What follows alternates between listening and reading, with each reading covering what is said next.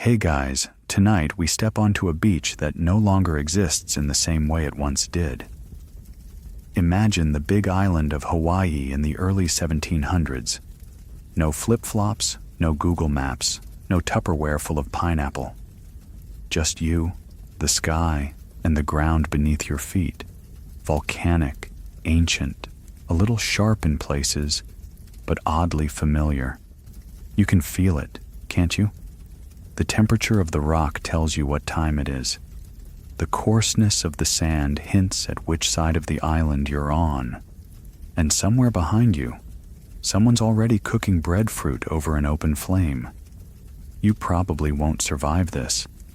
Not because it's dangerous, though stepping on the wrong kind of coral might ruin your day, but because 1700s Hawaiian navigation was so deeply tied to the natural world, it required decades of barefoot practice. And you've just woken up. So, before you get comfortable, take a moment to like the video and subscribe, but only if you genuinely enjoy what I do here. And hey, drop a comment with your location and local time. Let's see who's tuning in from the furthest corner of the world tonight. Now, dim the lights, maybe turn on a fan for that soft background hum, and let's ease into tonight's journey together. You sit up slowly, brushing black sand from your calves. The waves hush and pull, their rhythm a language you haven't learned yet. To your left, a half circle of outrigger canoes rests like sleeping turtles on the shore. You're not allowed to touch them, not until you earn the right. But that's okay. You're not here to paddle. You're here to walk. You start with the beach itself. At first, it's just sand. But as you walk, your soles begin to notice what your eyes never catch. There's grit where coral has crushed. There's softness where the tide lingers. The top layer of sand, if warm and loose, means it's still morning. But just beneath, if it's cool and sticky, the tide turned hours ago. Your foot is reading time, grain by grain. In the distance, a long line of lava rock snakes out into the ocean, fingers of an old eruption now solidified into memory. These aren't just rocks, they're anchors for orientation. Generations have stood here, feeling the way sunrise touches one end first, marking direction without ever speaking it aloud. Mainstream history tells us that Hawaiians were expert seafarers who used stars and clouds to navigate vast oceans. That's true, but what gets left out is what happened on land. These islands weren't just homes, they were compasses. Your body was trained to feel it. Your feet learned what the land whispered, and then there's the wind. You feel it shift, not cold, not harsh, just insistent. It curls around your ankle, circles your heel. If you were trained, you'd know what that means. The kahuna who taught navigation didn't just point at the stars. He walked barefoot across valleys, testing wind tunnels and ridge echoes with the balls of his feet. To him, the land spoke through pressure. Historians still argue whether this kind of barefoot sensing was truly learned or partly instinct. Some believe children were trained from infancy, walking long paths until their nerves became cartographers. Others say the stories of wind readers and rock hearers are more poetic than practical. Either way, you're beginning to see why shoes would have just gotten in the way. As you round a bend where the beach narrows, you notice how your toes sink differently with each step. That's not just erosion, it's history.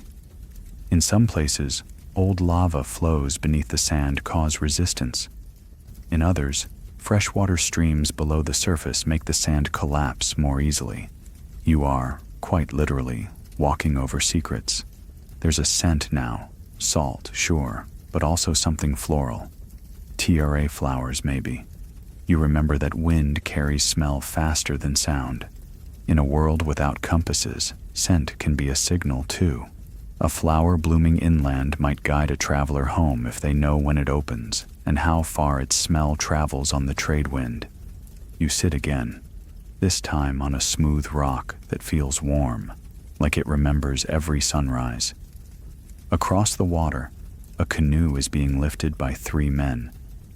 They don't speak. They don't need to. Each step they take is measured, not just by strength, but by the angle of the boat's weight. If they place it wrong, it will point north when it should face west. Even their hauling follows navigational logic. Your feet are dusty now, toughening up. You imagine what a lifetime of this must do to a person. The skin would crack in places, yes, but underneath, a memory map. Calluses that know when a stone is new or ancient. Arches trained to roll with the land's curves like reading Braille. You look down again at your own feet, a little awkward in this world. They're trying. You're trying. And maybe, just maybe, you're beginning to hear what the ground has to say. You step off the warm rock and wander inland. The sand gives way to coarse volcanic gravel, angular, uneven, and just sharp enough to remind you that these islands were born from fire, not comfort. Every step is a reminder that nature isn't paved for convenience here. But that's the point. The challenge is part of the map. You reach a clearing, and before you stretch tall stalks of sugarcane, standing like green sentinels swaying slightly with the breeze. Beyond them, a line of black stones sits low to the ground, barely visible unless you're paying attention. But your feet notice. They shift slightly as they press down. Some rocks stay firm, others wobble. You're walking across an old trail, not just a footpath, but a literal island-sized compass etched into the terrain by generations who didn't need ink or parchment to record knowledge.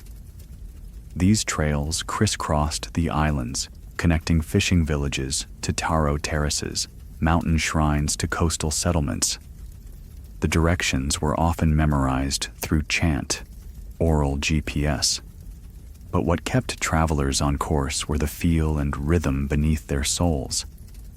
A slight incline at mile 2 meant you'd soon reach the breadfruit grove. A cluster of pebbles arranged in a triangle told you to turn toward the valley. Every landmark had a texture, and every texture had a meaning. There's something different about this trail. It curves not according to the easiest route, but the most informative one. You realize it hugs natural ridges where trade winds are most consistent. The ancient Hawaiians weren't just walking, they were reading. By following the path where wind pressed hardest against your calves, you could tell whether you were headed Mauka, toward the mountains, or Makai, toward the sea, even in heavy fog. Mainstream historians agree that Polynesian wayfinding was among the most sophisticated in the world, especially across open ocean. But what's often overlooked is how the land itself was part of the same navigational language. Some scholars argue this land-based wayfinding was just as advanced. Others say it's hard to prove because it left no written record. Still, the trails remain, and your feet can feel them. The breeze shifts. It's warmer now, brushing your neck from the right. According to one 18th century chant, a mid-morning wind from the southeast means the path curves soon. You pause. You listen. Sure enough, the stones ahead fan slightly left. The chant was right, not because it's magic, but because it was built on centuries of watching, walking, and remembering. You move again, this time barefoot with more confidence. Your step has softened. You're not stomping, you're gliding, landing mid-sole first, the way early travelers did to avoid bruising and to better feel the terrain. The dirt here is finer, richer. You recognize it by touch. Iron-rich soil clings slightly to your skin, a sign you're nearing a farmed area. Breadfruit, most likely. Your feet are starting to navigate for you. There's a ridge ahead, low but steep enough to feel in your hamstrings. At the top, You stop to catch your breath and look back. The trail you followed looks almost invisible now. That's the beauty of it. These weren't roads for horses or carts. They were etched into memory, not into stone.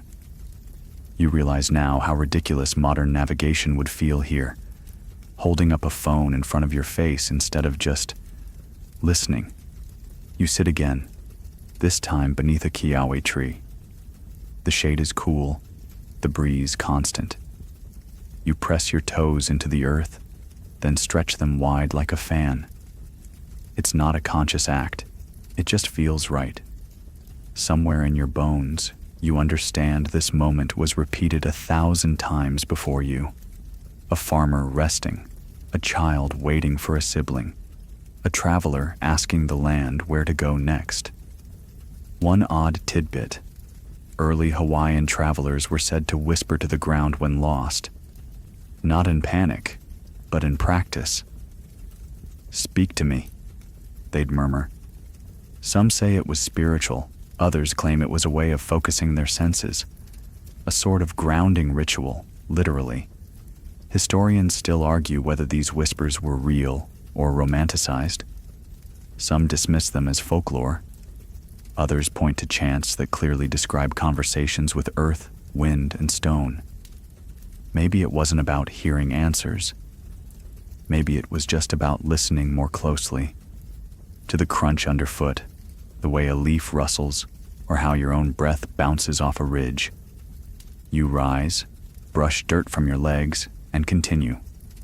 The trail dips into a small gulch where water used to run. Even dry, your feet can tell. It's softer here, slick in places. A sudden chill rises from below, cluing you in. This spot holds moisture, which means shade, which means certain plants. And sure enough, wild ginger lines the gulch, fragrant and buzzing with lazy bees. As you climb out the other side, you notice how your legs are adjusting without thought. Uphill, you land more on your toes. Downhill, your heels absorb the shock. You're no expert yet, but the land is slowly training you through repetition, not revelation. At the top, you pause again. Below you lies a broader view of the island. Terraces for taro farming, scattered huts, smoke rising from a cooking fire. You feel the wind across your face, then your chest, then your knees. It wraps around you like a cloak. And now you know which way it's coming from without opening your eyes. You smile. Your feet are starting to remember things your mind never knew. You step down the ridge with more certainty now, your toes curling slightly on descent, gripping the slope like hooks. The trail you follow has narrowed into a tight, uneven ribbon of stone, bordered on either side by tufts of fountain grass and low shrubs. One wrong step and you'd slide, but your soles read the warning before your eyes even see it. The ridge edge hums beneath your feet, a kind of vibration only bare skin can catch. It feels faint, like distant thunder or the purring of a stone cat. This is where reef roads begin. Inland paths are about direction, yes, but coastal navigation? That's another level. And for 1700s Hawaiians, the reef was a sacred kind of road. Not dry, not wet, not land, not sea. It was the place between. Navigators called it Kapai, Aina, Huli, Ili Ili, loosely, the land of shifting pebbles. But you're not here to translate. You're here to walk it. You reach the coast again, where a long finger of coral shelf stretches outward, just enough above sea level to stay dry at low tide. Locals still call it a reef road, though the term doesn't quite capture its ancient function. You kick off whatever dust you've gathered and step out, letting your feet find their place on the living limestone. Each section of reef is a page in a book. One might feel spongy, another jagged, another almost smooth. Each has a name, a story, and a role. Mainstream fact: Hawaiian navigators used these reef shelves as part of overland sea routes, hopping from one shallow shelf to the next during low tide. But here's what they don't teach. You didn't just need a boat. You needed good feet, great feet, feet that could feel the difference between healthy coral and dead coral by pressure alone. Dead coral cracked. Live coral pulsed faintly, like pressing into an old mattress. You walk slow. You're not sprinting over this reef like a tourist in water shoes. You're crouched low, watching where you step. There's no straight path. The reef curves and dips, following old formations from volcanic eruptions that cooled centuries ago. Some say each reef road has its own temperament. One navigator once called a certain shelf moody because its tidal rhythm never matched the charts. Historians still debate whether these coral paths were used regularly or just in emergencies. Some say they were fallback routes for when inland paths were blocked. Others insist they were primary highways in certain regions. What's clear is that knowledge of these paths was passed down orally and tactically, father to son, auntie to niece, through repetition, not instruction. You didn't learn by being told. You learned by following in someone's barefoot steps until the reef started talking to you too. Your feet ache a little now. The reef doesn't forgive careless steps. Some areas are smoother, almost comforting. Others are coral knuckles, sharp, demanding. But there's a logic to it. You start to realize that reef roads are about trust, not just in your body, but in the sea. You listen not with ears, but with your knees, your ankles, your arches. Then, something strange, a soft patch. It's not spongy, but not hard either. You pause. Look down. It's a cluster of small shells embedded into a hollow, tiny cowries arranged loosely in a spiral. You've stumbled onto a marker. Old navigators placed patterns like this to note turning points or to warn of sudden depth drops ahead. You crouch down, brush them with your fingertips, and feel the shift. The reef dips just ahead. Without that shell spiral, you'd have stepped into a tide trench. These subtle signs weren't written on charts. They were read through toes. One quirky tidbit. In some communities, reef paths were mapped by foot dance.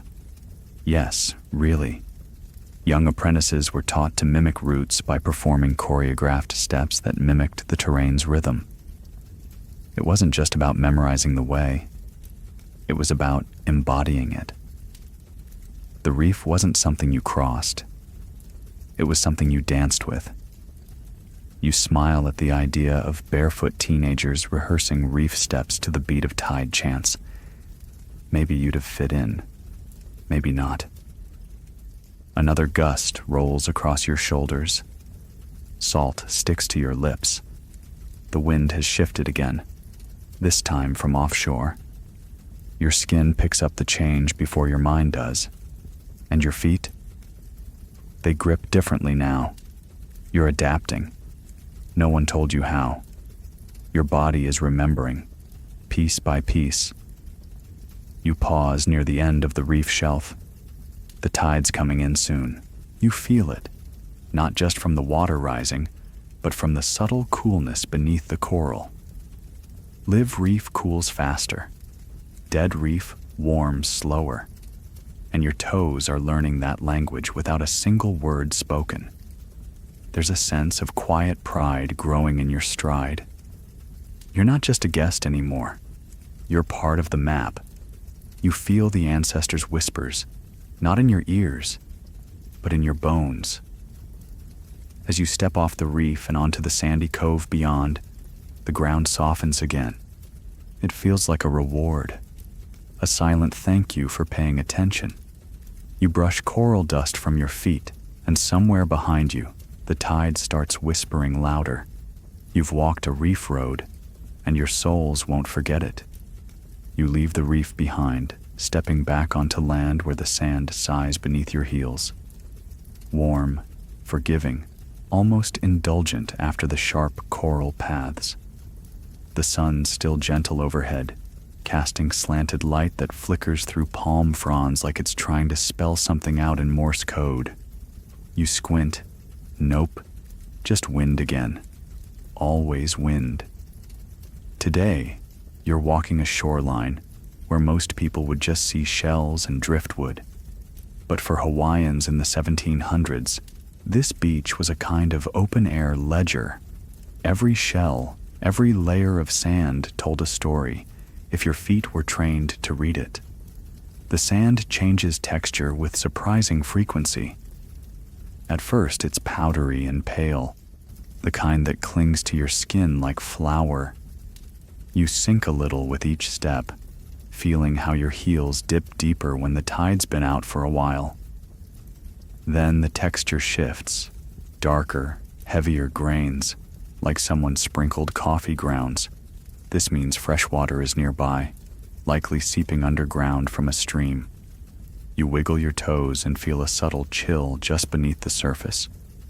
Mainstream fact: Hawaiian navigators paid close attention to sand texture and temperature to identify location and even time of day. Morning sand that hadn't yet been baked by the sun? Cool. Late afternoon sand? Hot, dry, easily blown. But here's what's not in the textbooks. People also used shell scatter patterns to navigate. That sounds made up, doesn't it? But it isn't. You crouch down and examine a patch where small cone shells cluster around a sea-worn branch. They aren't placed there intentionally, at least not recently. But someone long ago might have shaped the landscape subtly, planting debris to manipulate the tide's sorting of shells. When you saw cone shells in a northeast arc, it was a signal. Turn inland. Some families even used specific shells as markers, like a signature. Historians still debate whether these shell signs were truly a formal system or more of a regional custom passed through generations.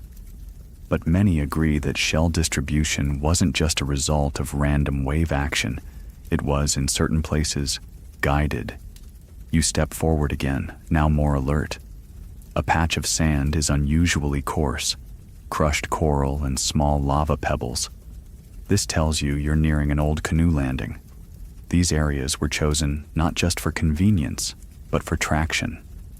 Smooth sand was too slick for hauling a canoe safely, but rough, grainy sand gave just enough resistance to keep the craft from sliding back into the surf.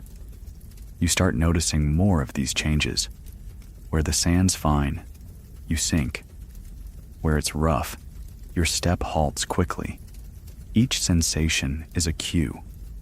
Walking here becomes less about motion and more about decoding. You're not just going somewhere. You're reading the path beneath your feet.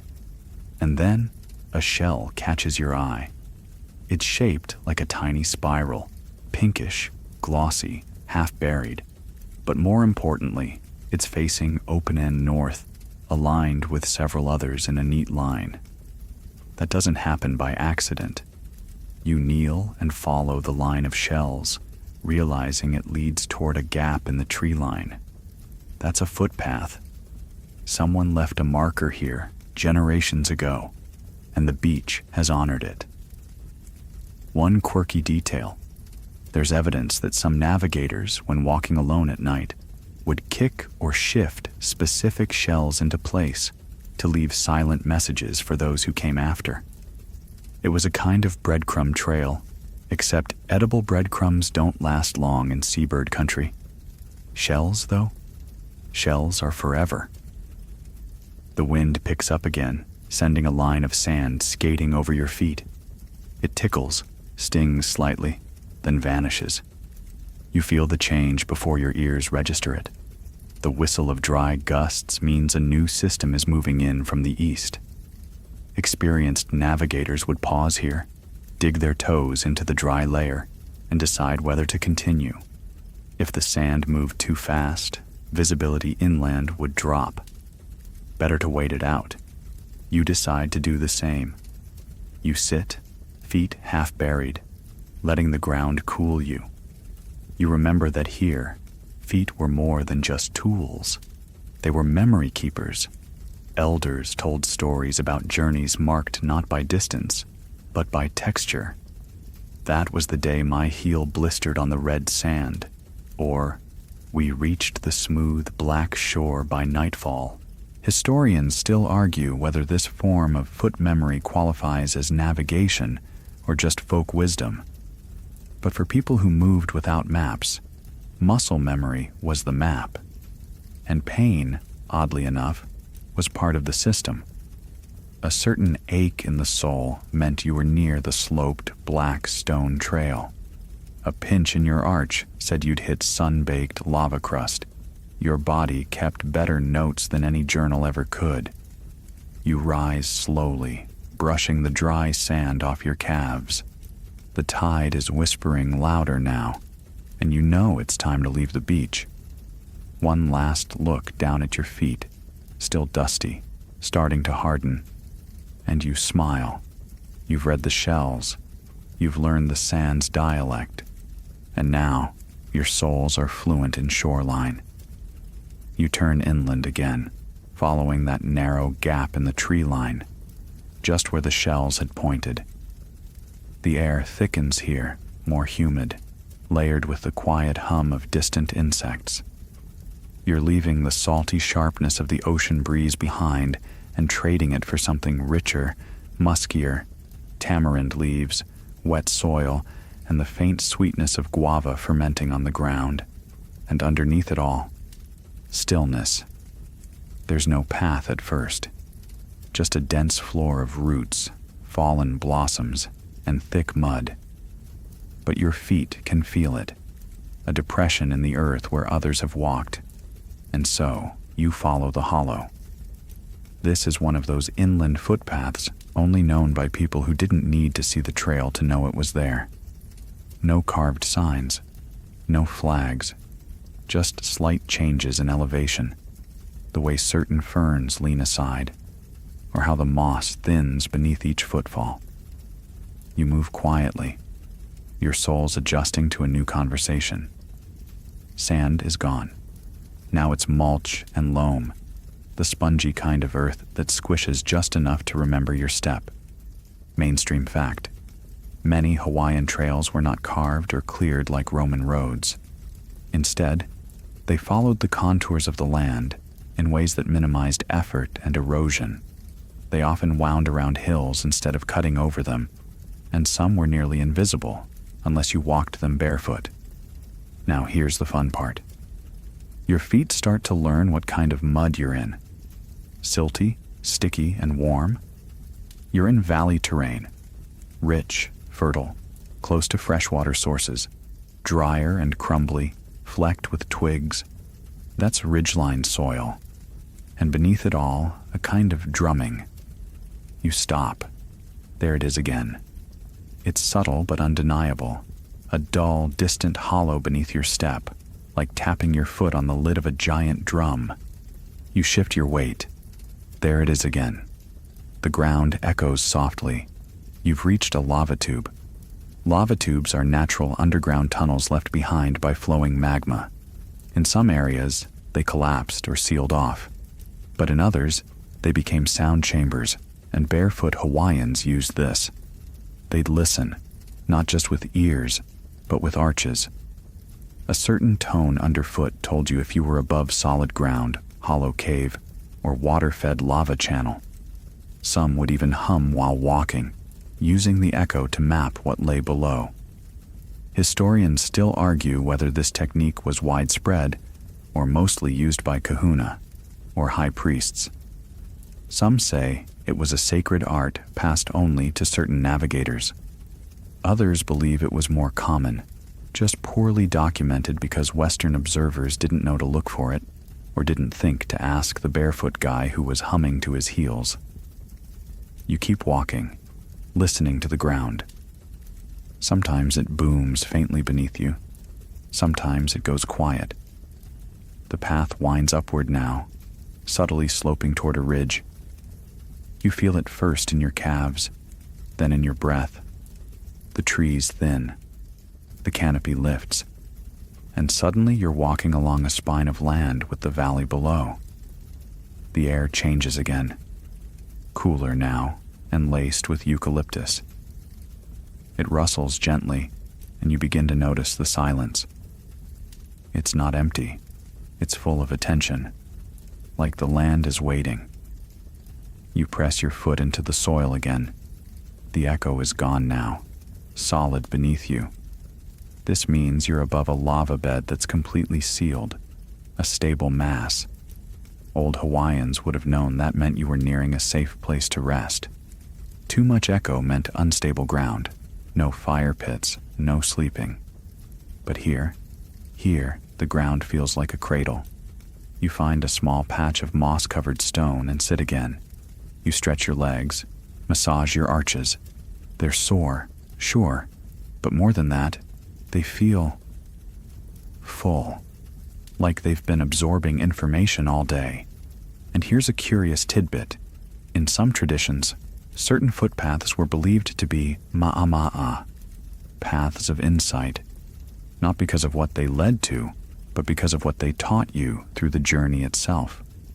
Each step made you more aware of the world, your body, your ancestors. One old saying even warned that shoes steal the whispers. You look down at your own feet. No shoes, no socks, just soles covered in dust, mud, maybe a few tiny cuts. But they've taken you far. And more importantly, they've started listening. You lie back for a moment. The ridge holds you steady. In the distance, the ocean glints like polished obsidian, just visible through the trees. You close your eyes, and for a few heartbeats, you can feel it all. The sand, the reef, the drum beneath the earth. It's like your whole body is echoing with it. Then something tickles your foot. You jolt just a little, but it's not an insect. It's a breeze, a high mountain gust, faint and cool, sliding down the ridge and curling under your toes. You recognize it now. That kind of wind only travels along open ridgelines. It's a sign. The old trail is near. You rise slowly, stretch once more, and keep walking. Because this is what the land demands. Not a map, not a plan. Just open feet and a quiet mind. The ridge path narrows again, tracing the spine of the land like a careful breath drawn across the top of the island.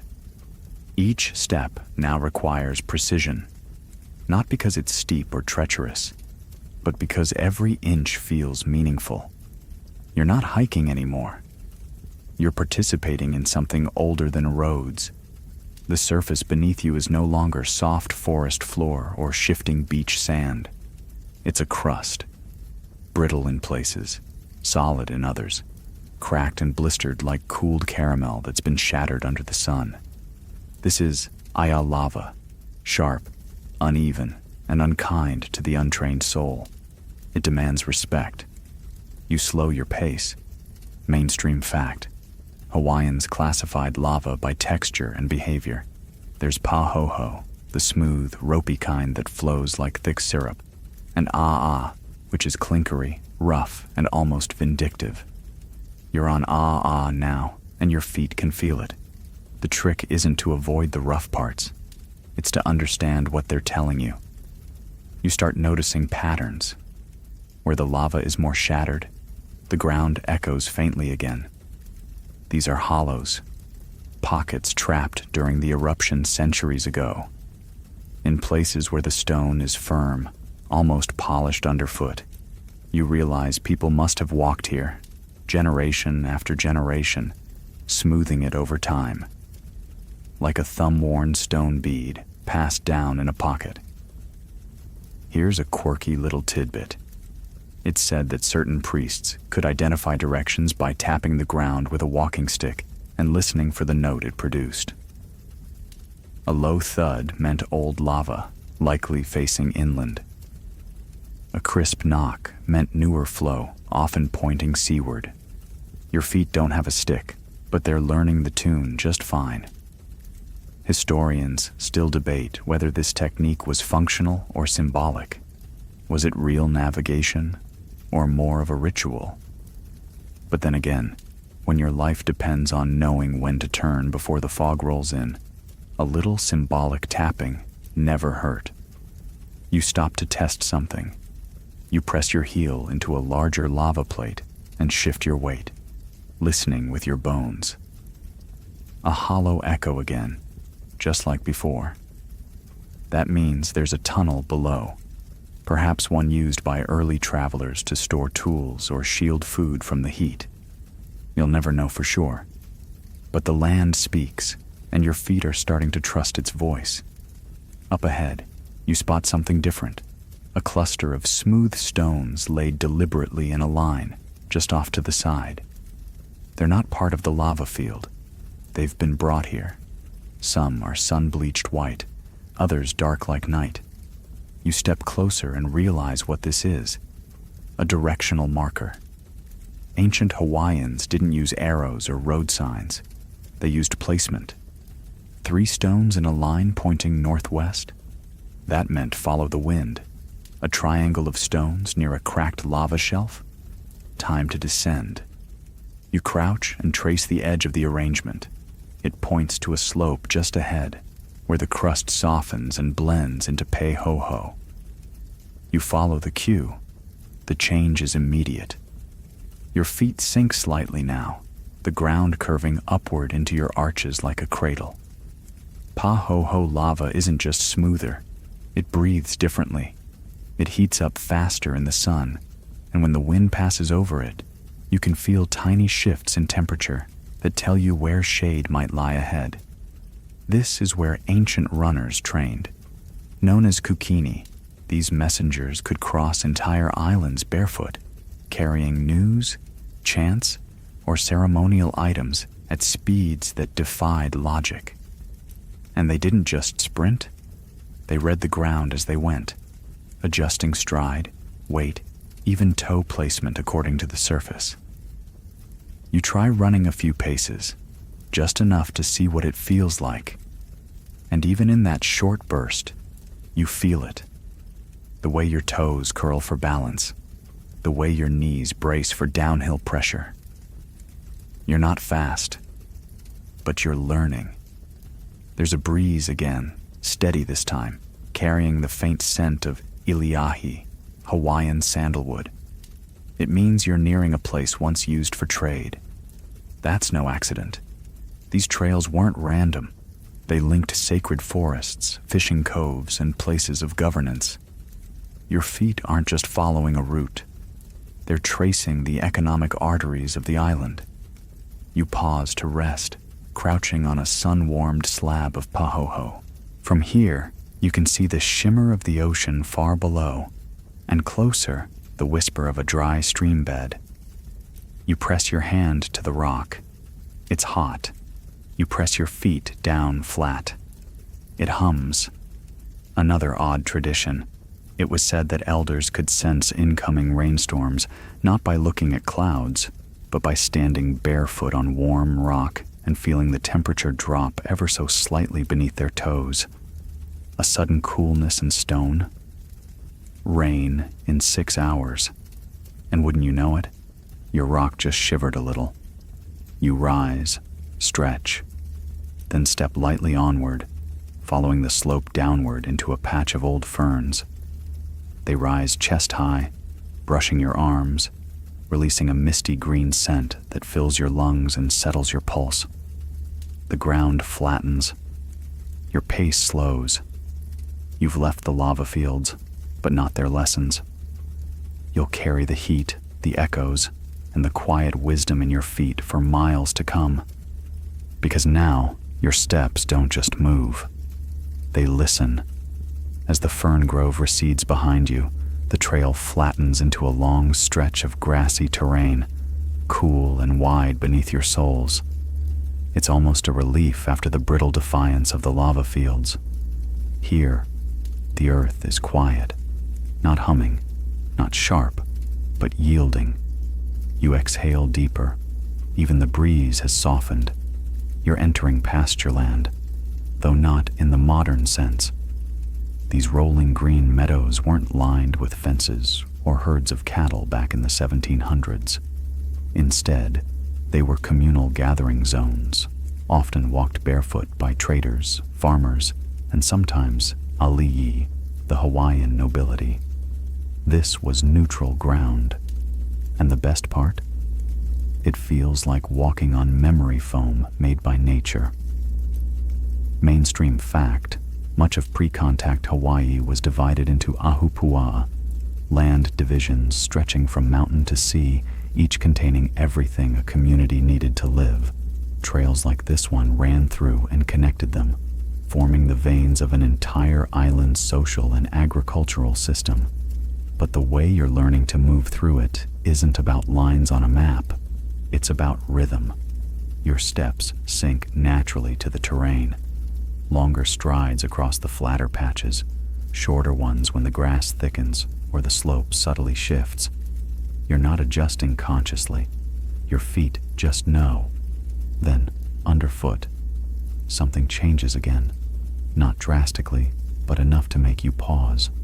The soil grows springy, almost bouncy, and carries a faint scent of decay, earthy and sour, but not unpleasant. You dig your toe in and feel it sink slightly, cool and moist.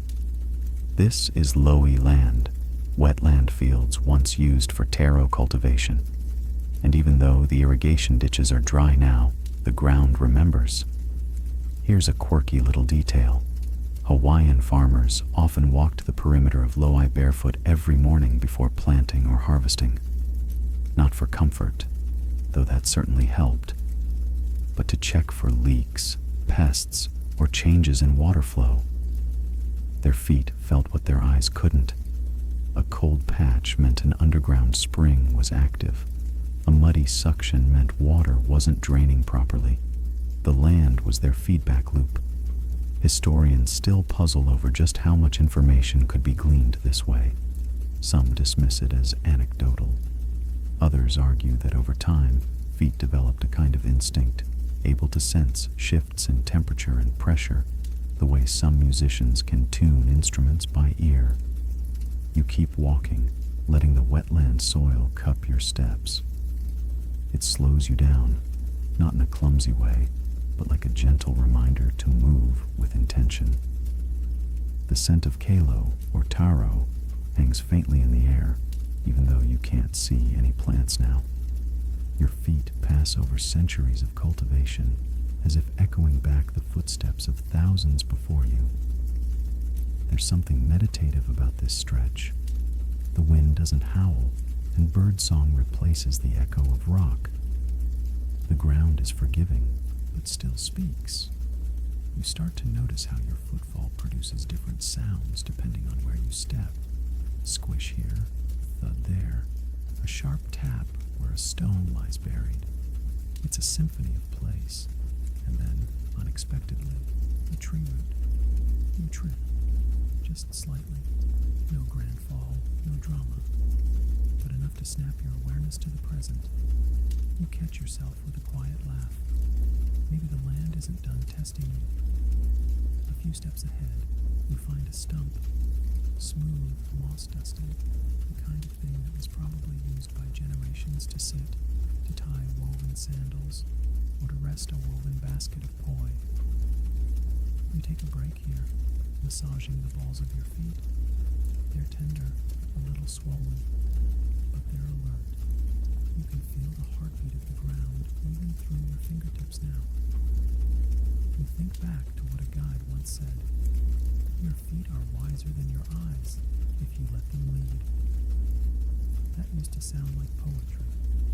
Now it feels like common sense. You rise and continue, slower this time. The pasture opens into a gentle incline, barely noticeable at first, until your calves begin to whisper complaints. That's when you remember. This trail leads toward the upper boundary of the ahupua'a, where decisions were made, where alliances were formed under open sky. This was no ordinary shortcut. This was diplomacy by footpath. You imagine two chiefs meeting at the midpoint, their retinues silent behind them, each step a signal of respect or authority. The angle of a foot, the direction of the approach, even how deeply their toes sank into the ground. It all had meaning. Another fact you won't find in most textbooks: in some regions, foot trails weren't just roads, they were ranked. The most sacred trails were said to breathe, not metaphorically, literally. A warm updraft or a cool crosswind told travelers how close they were to certain shrines or boundaries. Your feet could feel the breath of the land long before your eyes saw the destination. The incline levels out again. You're approaching the crest of the ridge, where clouds gather like lazy whales above the trees. There's a hush now, as if the island is holding its breath. You stop, letting your feet plant themselves. Solid. Steady. Listening. This is the place where paths split. One leads down to the next, a hupua. Another curves toward the mountains. The third, back to where you came from. But you're not choosing that one. Not tonight. You stretch your toes into the moss. It yields slightly, then grips back like a handshake. You've earned the next leg of the journey. You choose the mountain path. It rises slowly at first, winding through a scatter of ohia trees, their red blossoms littering the ground like little flares of fire against the dark soil. Your feet brush the petals as you go, soft as silk one moment, sticky with dew the next. Every part of the trail seems alive in a different way, less about landmarks now, and more about listening to what the world above is doing. You stop briefly and look up. The sky here is shifting, not stormy, but unsettled.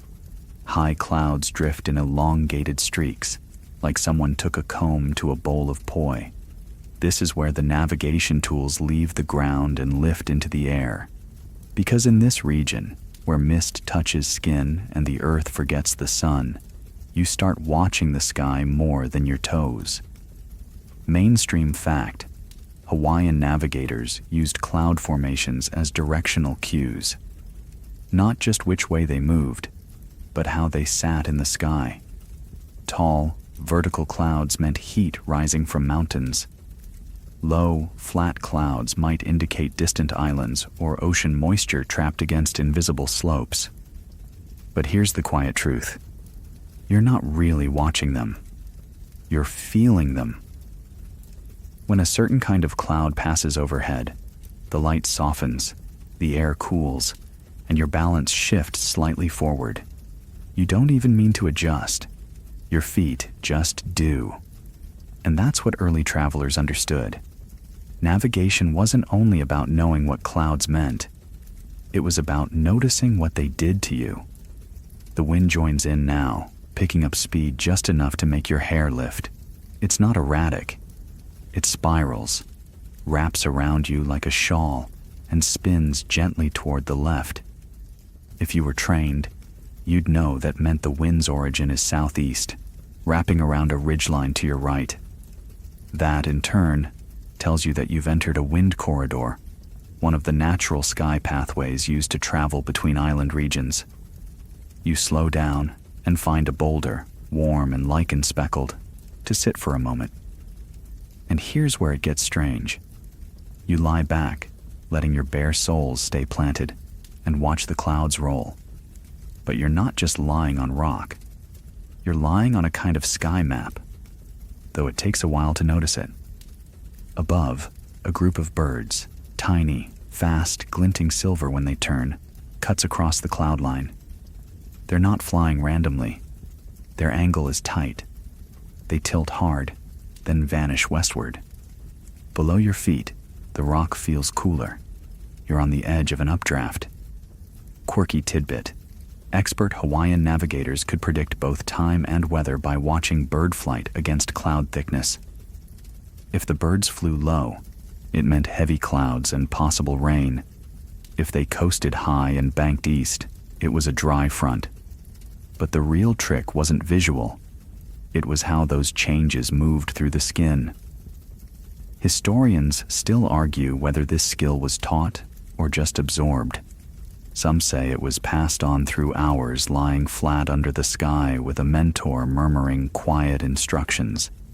Others claim it was less taught than caught, picked up through repetition, like learning the rhythm of waves by swimming them every day. You start to feel that now. Not knowledge, but rhythm. You notice when the clouds pass, how the air presses differently against your chest.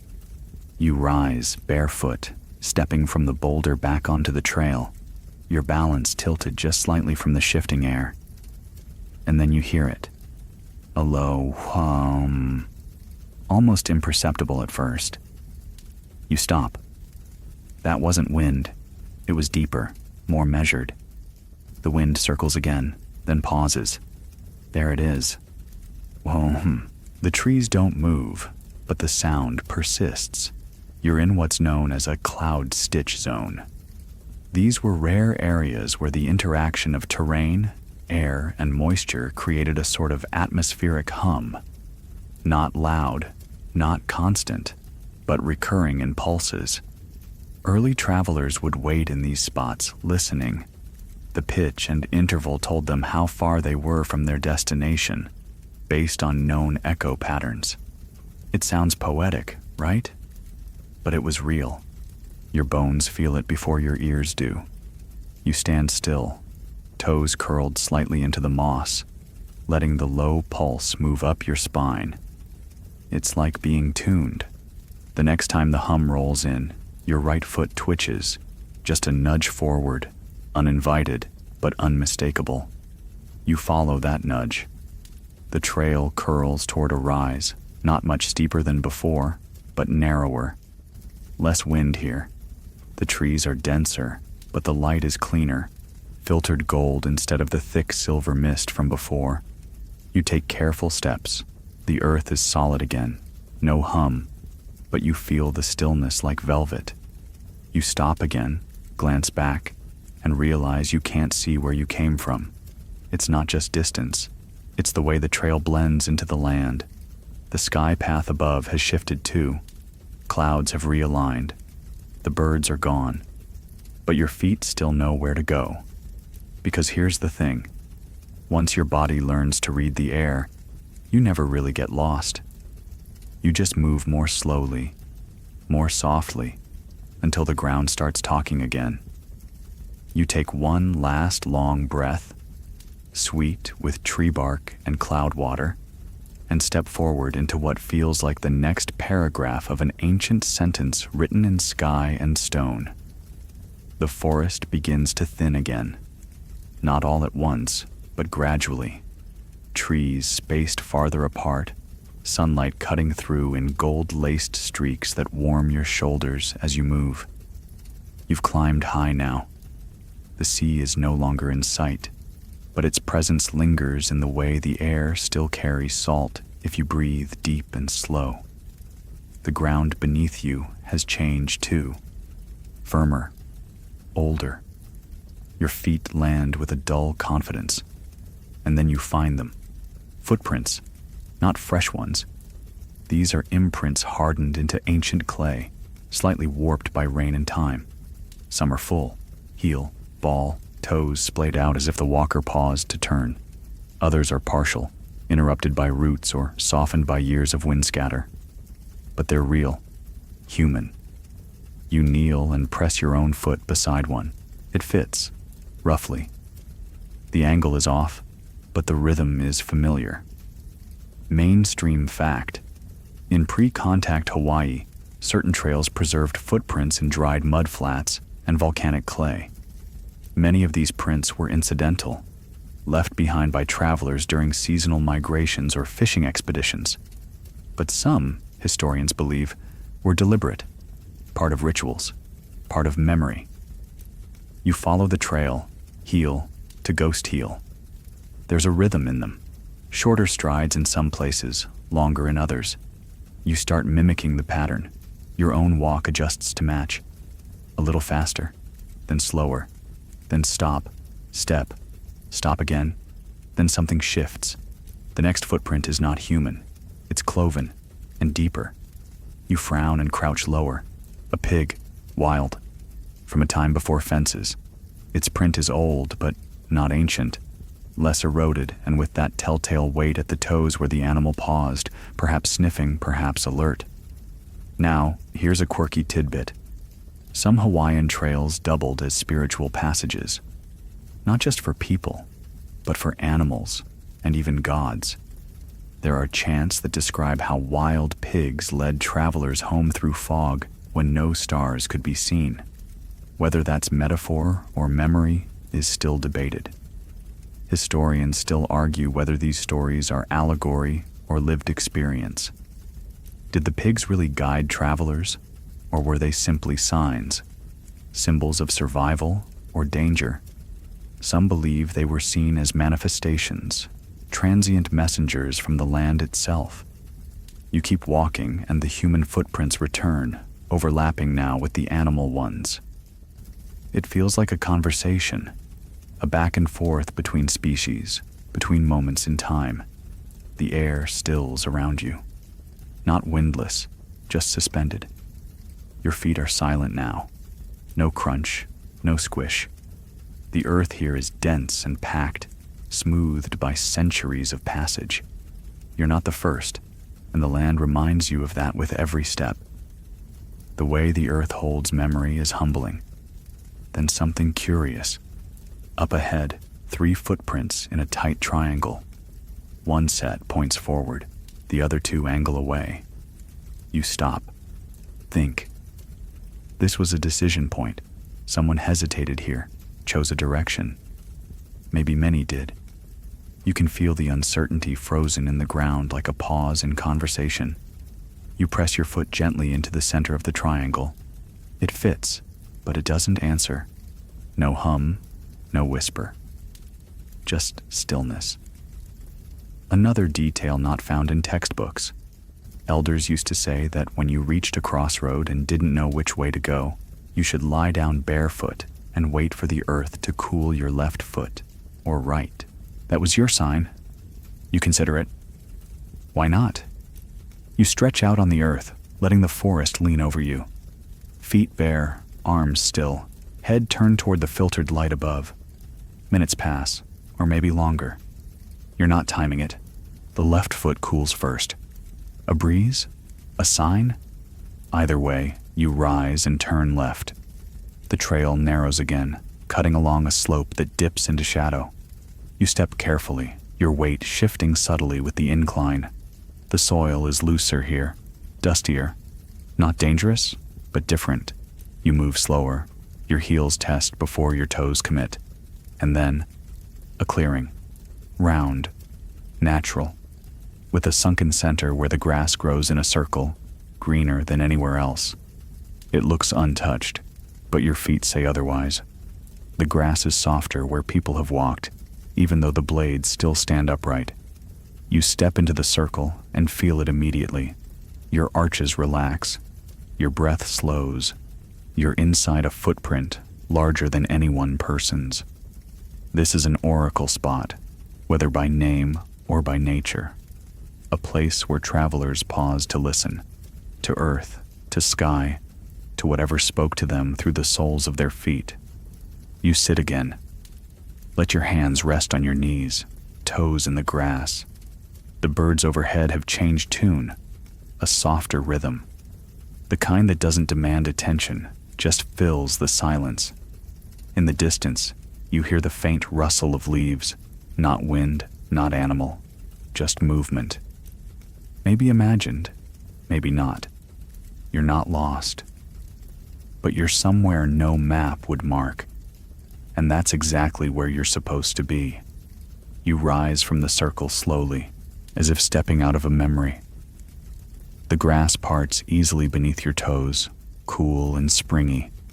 And for a moment, you hesitate, unsure if you should continue or just lie back down and listen to the earth some more.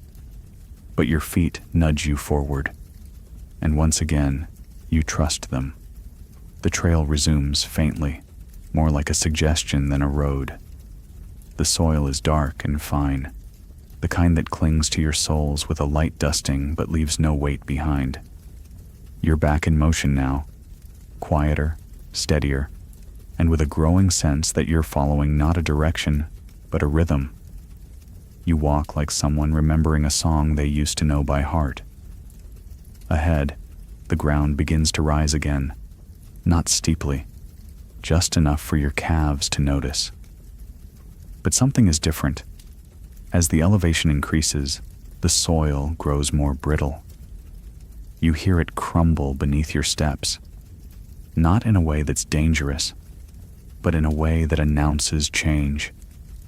You're nearing the edge of something, maybe a boundary, maybe a threshold, and then you see them. Rocks, set in a low arc, barely rising above the grass. They're not carved, they're not stacked, but their shape is deliberate. You've reached the outline of an ancient heiau, a Hawaiian temple platform, overgrown now, sunken with time, but unmistakable. The energy here is palpable, like a room still echoing with voices long after the speakers have left. Mainstream fact. Many trails passed near or through ceremonial grounds. These places weren't marked with gates or walls, but with stone, story, and the silence of those who knew not to disturb them.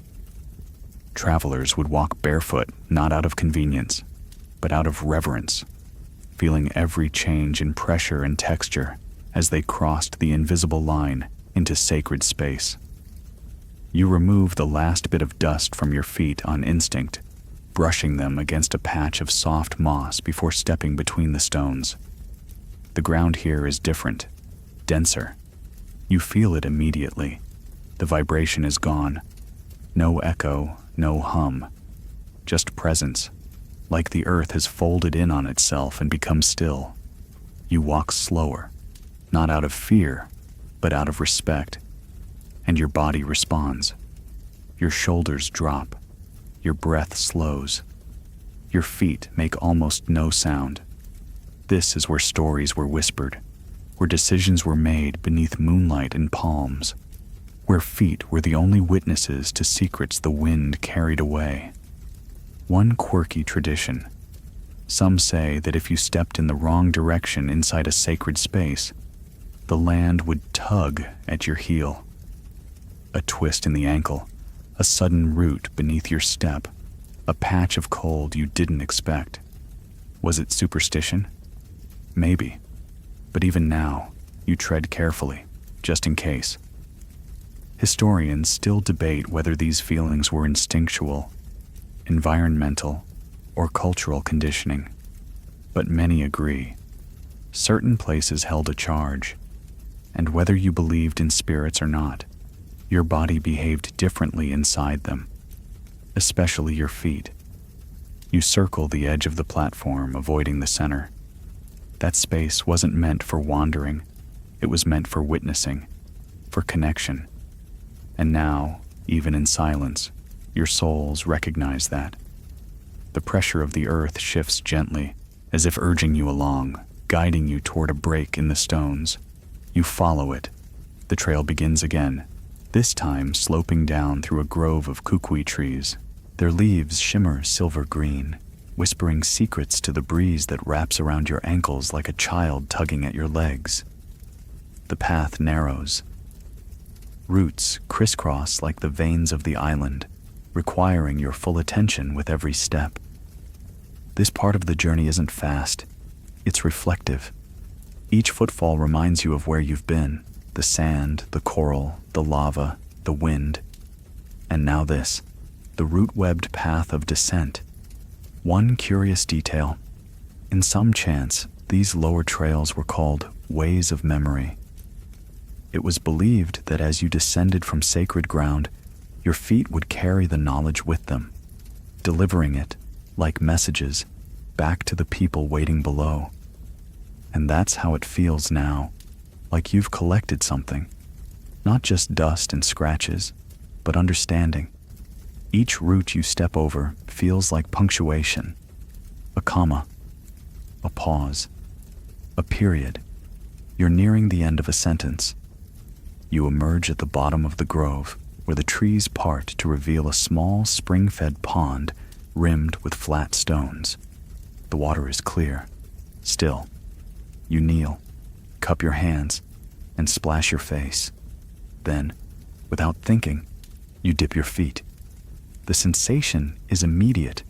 Relief, yes, but also awakening. It's said that ancient navigators often ended their long journeys at freshwater pools, not just to clean, but to reset. The water cooled their souls, softened their calluses, and whispered the next beginning. You look down at your feet, wet now, but strong, wiser, marked not by scars, but by sensation. Because in the end, that's what this entire journey has been about. Letting your feet remember what the mind forgot. That the land is not just something you walk on, it's something you walk with. And now, you're ready for the next path, wherever it leads. You don't rush to leave the pond. The water, cool and still, cups your ankles like it knows how far you've come. You swirl your feet slowly, watching ripples expand across the surface. This isn't the kind of movement that propels you forward. It's the kind that settles you, anchors you, and the land seems to approve. When you finally rise, your steps are quieter than before. The pond has smoothed something inside you.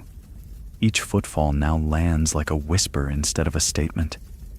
The trail that reappears on the other side is narrow, overgrown, but unmistakably traveled. It threads between low shrubs and wandering vines, and your feet have to feel their way more than your eyes can see. The ground here is mixed, soft loam that suddenly gives way to scattered pebbles, then back again. It's inconsistent, but that inconsistency is its own language.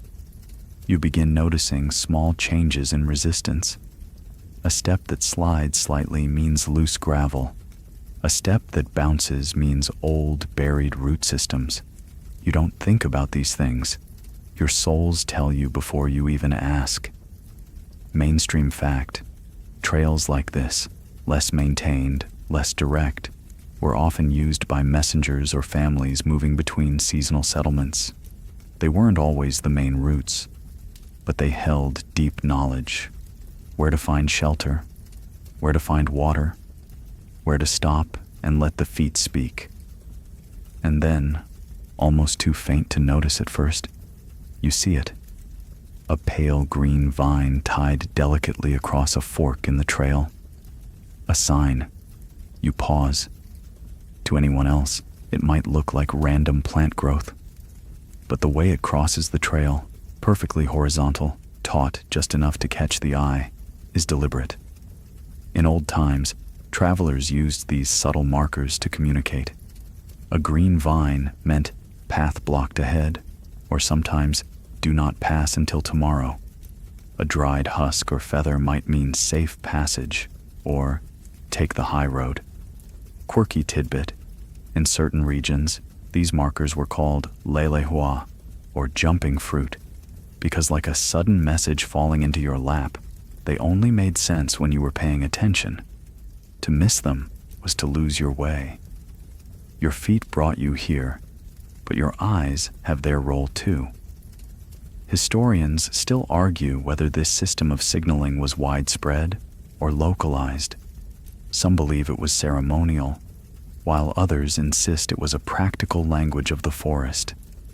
Either way, you've been given a choice. You duck slightly under the vine, feeling the trail beneath your feet for confirmation.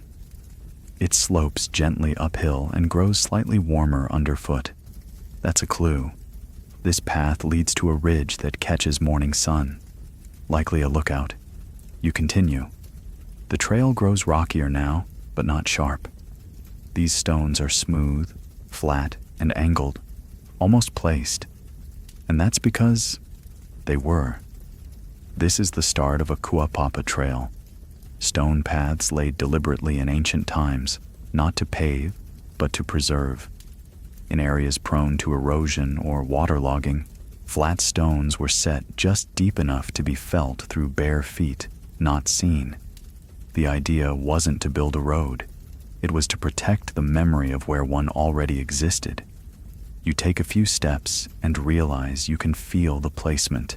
Each stone tilts slightly differently, one to the left, the next to the right, forming a kind of rhythm beneath your soles. It's subtle, like music you don't know you're dancing to until your body's already moving. There's a breeze now, rising up the trail from the valley below.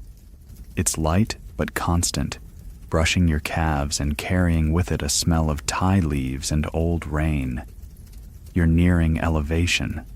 The path leads toward a platform, or maybe just a high point used for watching the weather. You reach it just as the trees part again. The view is long. The sea, faint and silver on the horizon. Forests below. Clouds to your right, curling around the next hill like a tired cat. You stand still, feet planted firmly, letting the wind move through your shirt and hair, not resisting. This place wasn't marked on any map. No signs, no names. But the land knew you were coming. The trail led you here, not just because it could, but because your feet learned to ask the right questions. You crouch and touch the earth one more time. The ground here is firm, dry, but underneath it, you sense depth. Decades of footsteps pressed into silence, not preserved in museums or written in ink, but held in place by memory and mud and the quiet genius of bare skin. And here's a quiet, enduring truth. Even without knowing names, even without speaking the language, your body now carries some part of this island's memory.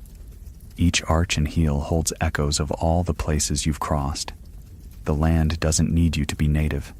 It just needs you to be present. So you stand and you listen to the wind, to the silence, to your feet.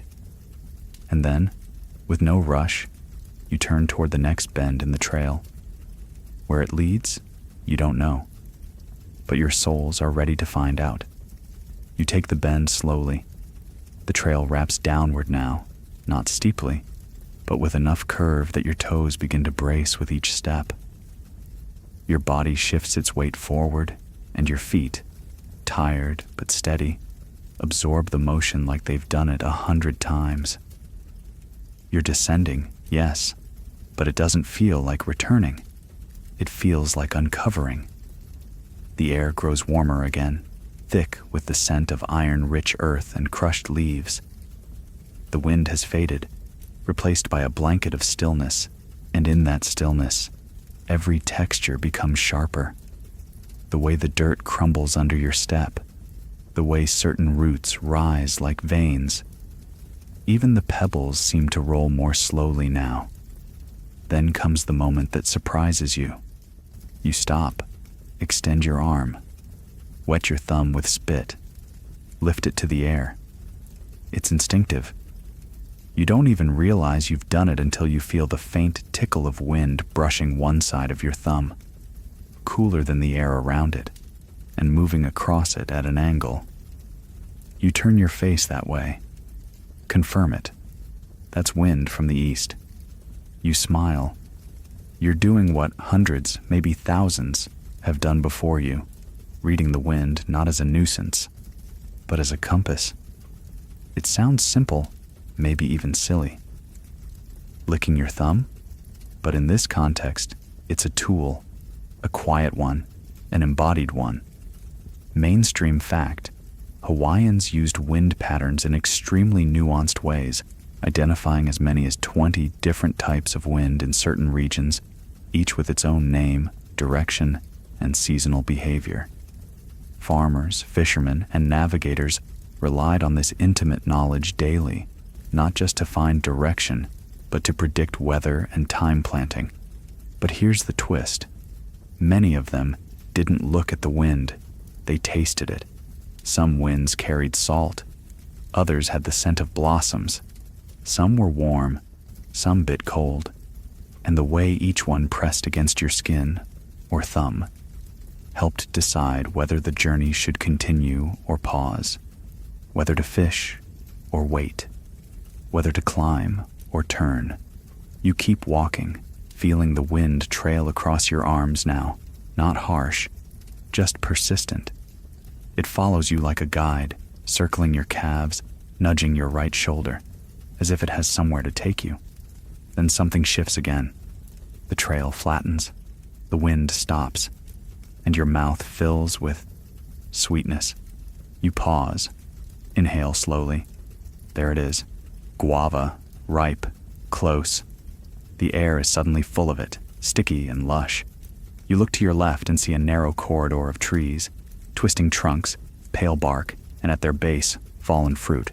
Some whole, some split open, glistening in the light. You walk toward them, but not for a snack. You're here for direction. Because here's the quirky thing. Hawaiians once tracked wind patterns by the smell of fruit. Not a joke. When guava grew ripe inland, and the wind carried its scent all the way to the sea, fishermen would say the season was shifting. When the scent only drifted halfway down the slope, it meant another story. The island was breathing, and the fruit's perfume rode its breath. Historians still argue over how precise this system was. Some dismiss it as folklore. Others point to oral chants that catalog exactly which plants marked the changes in climate, wind, and tide. But for those walking these trails, barefoot, tuned in, it wasn't superstition. It was weather science, just one you could smell. You press a toe gently into the soil under the guava grove. It's damp, cooler than expected. You kneel, touch the leaves. They glisten faintly, not with rain, but with dew still clinging under midday light. That's not normal. Dew should have burned off by now. You close your eyes, let the memory of the breeze return. That earlier wind came from the east, trade winds, but this dew and this scent mean one thing: another wind is about to rise. From the forest this time, an inland current, and when that meets the trade wind, well, things shift. You wait, and sure enough, within a minute, you feel it. A new brush across your left cheek, warmer, drier. The eastern wind curls and retreats. This one takes over. The path you're on will change again soon, probably curve north, maybe cut through denser brush. The island is redirecting you gently. You stand, leaving the fruit untouched, and return to the trail. This is no longer just a walk. This is attunement. You've used the ground, the rock, the clouds, the stars, and now, the wind and fruit. You've navigated with nothing but the tools built into your body, and you didn't even notice it happening until now. The wind continues behind you, soft but sure. It wraps you once more like a sign-off. Your soles land light on the earth. You keep going, because now your feet are part of the island's weather. The path bends one more time, left, then slightly downhill, and the light begins to change. It's not sunset, not yet, but something about the shadows feels longer, slower.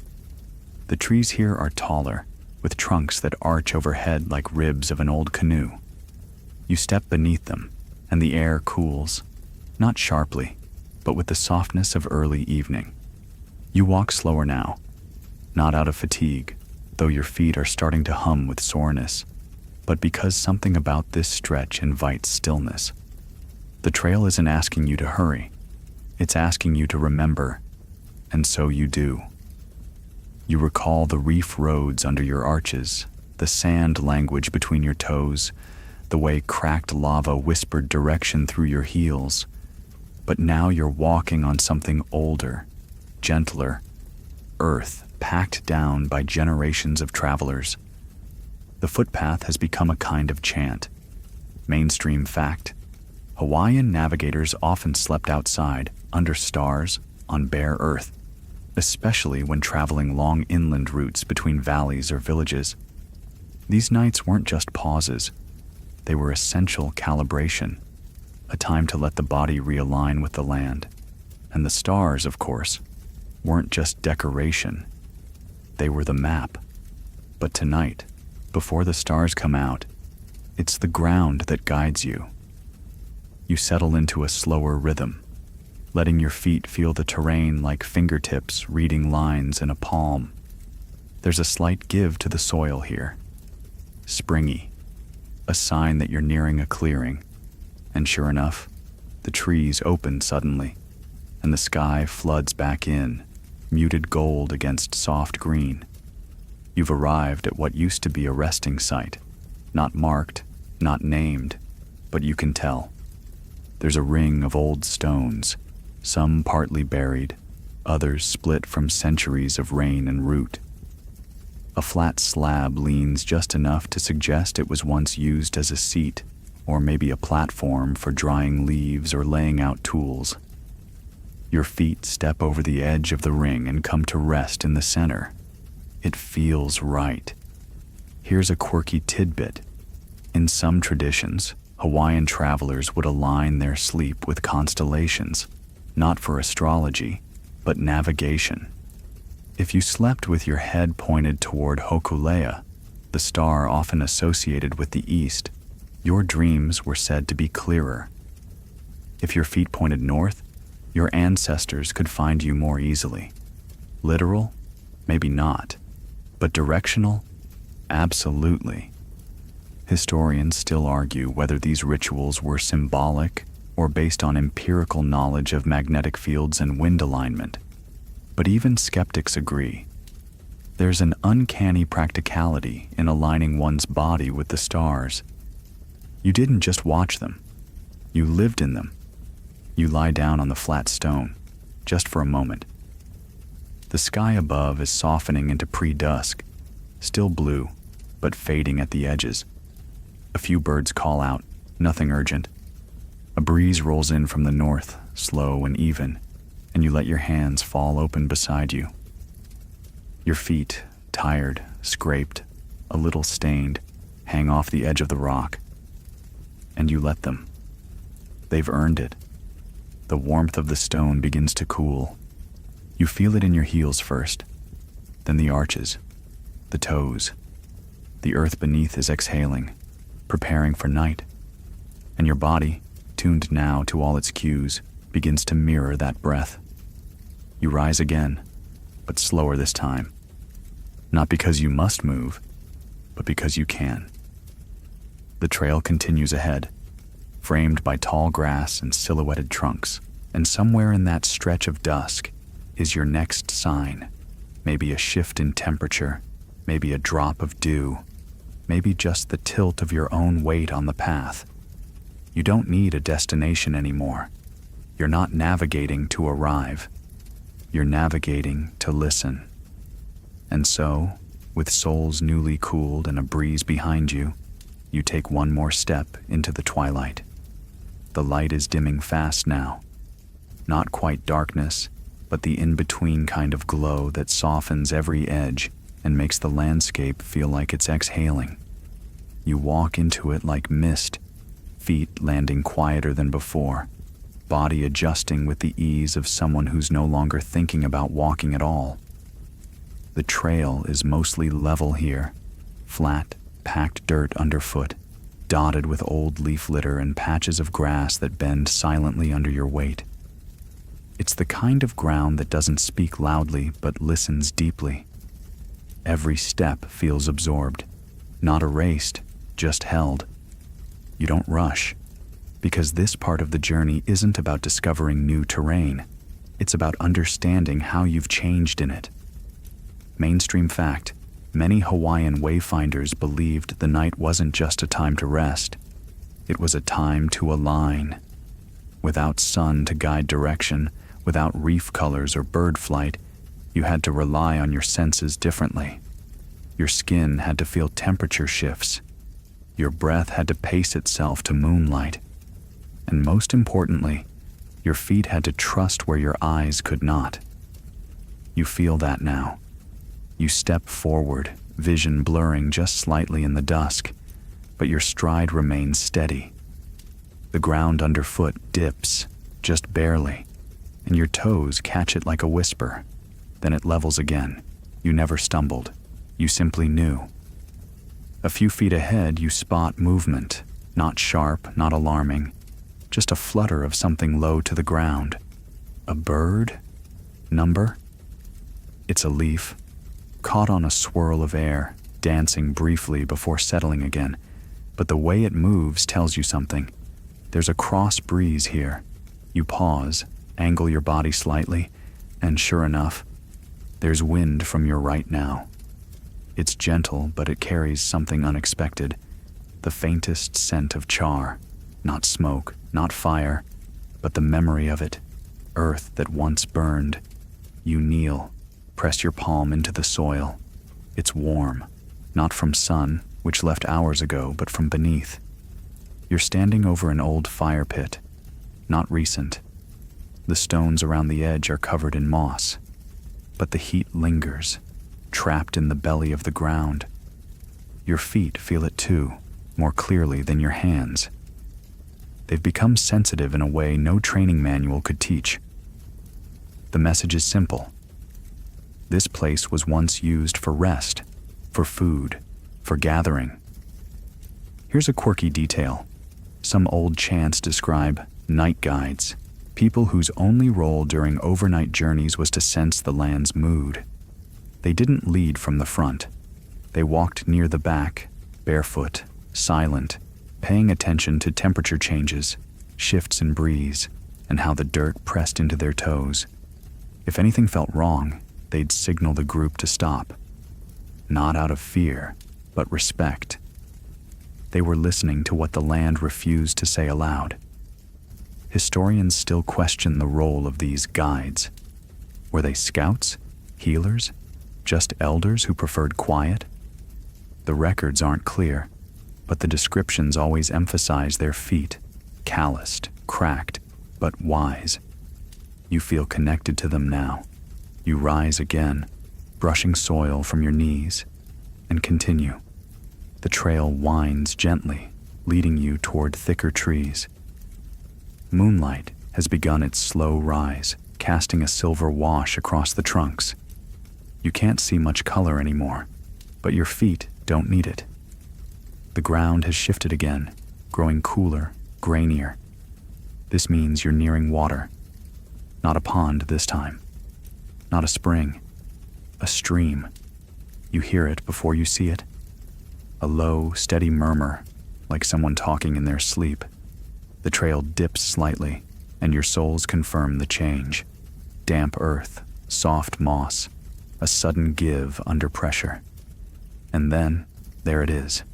The stream is narrow but moving, shallow enough to step across.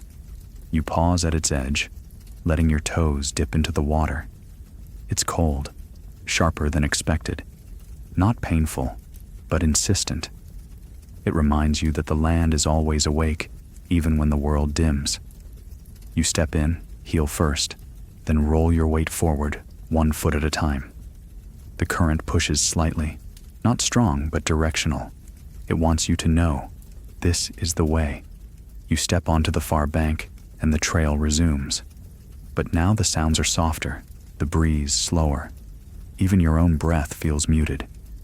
The night has deepened, and with it, your steps have become something else. Not movement, but memory, in motion. You glance up, and through the branches, stars have begun to show. Not in clusters yet, just a few, scattered like seeds. You don't know their names.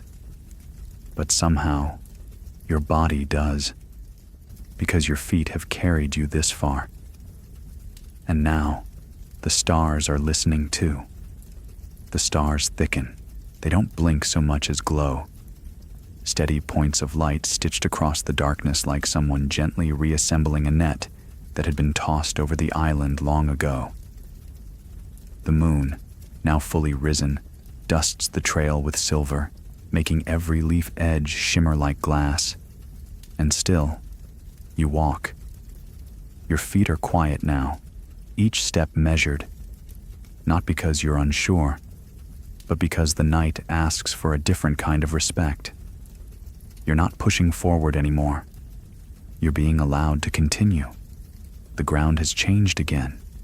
Drier, packed with old leaf mulch, the kind that doesn't crunch but compresses slightly, leaving behind faint prints. If someone were following you in the morning, they'd see every step. But no one is. Just the stars, just the land, just your feet. Mainstream fact: many of the ancient Hawaiian footpaths weren't meant to be permanent roads. They weren't paved or marked with heavy stones. They were walked into existence, carved not by tools, but by repetition. Each person who passed over them made the trail stronger, clearer, more rooted in place. And they did it at night too. Because when you know the wind and the moon, when you feel the trail through your bones, there's no reason to stop walking just because the sun goes down. You step over a cluster of fallen berries, dark, soft, sweet-smelling. Your foot slips slightly and corrects on instinct. No panic, just adjustment. You're in the zone now where your body and the trail are almost one thing, like writing a song instead of just hearing it. Then, unexpectedly, a clearing opens. You didn't see it coming. One moment you were beneath branches, and now, sky. Wide, uninterrupted sky. You stop walking. Let your feet rest in the middle of the open space. It's a ridge summit. Nothing dramatic, but enough height that the air has a coolness, and the view is vast. Below, the valley is in shadow. Above, the stars are bright enough to reveal a faint milky wash, the band of the Milky Way arcing across the sky like a softly glowing current. You sit, stretch your legs. Let your feet feel the cool earth.